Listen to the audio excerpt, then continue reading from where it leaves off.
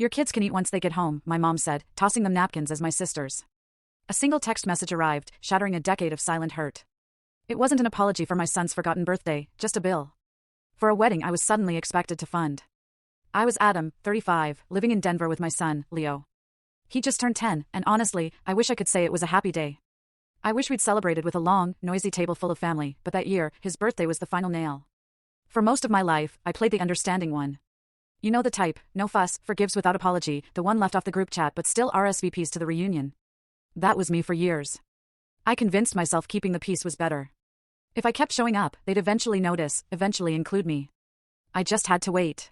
But becoming a dad changed everything. Leo cracked open a part of me I'd buried. I started seeing the patterns, who got attention, who was forgiven, who always gave and never received. And for the first time, I felt angry.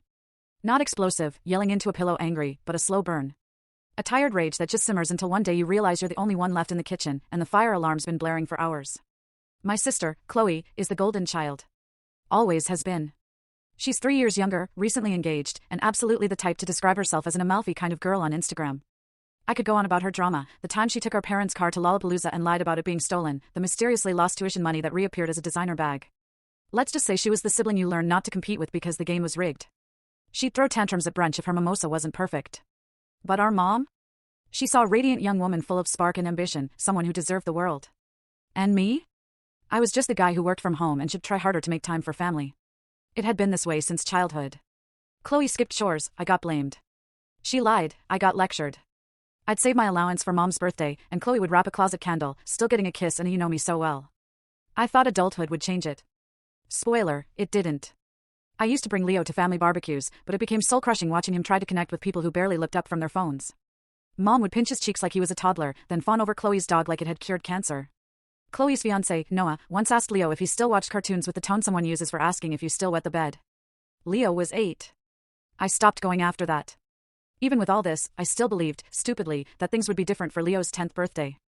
It felt like a milestone. I'd been planning for over a month, backyard cookout, balloons, homemade decorations, a rented bounce house. I even hand-painted a Jurassic Park sign because Leo's obsessed with dinosaurs. He helped me bake cupcakes the night before, sneaking frosting when he thought I wasn't looking. He was so excited. He kept asking if Grandma was coming, if Aunt Chloe would bring her dog, if Noah would play basketball. Every time, I smiled and said, "Of course, buddy." They all said they were coming. I texted everyone, sent a cute invite, got replies, thumbs up emojis. Don't miss the twist bottom left, full story.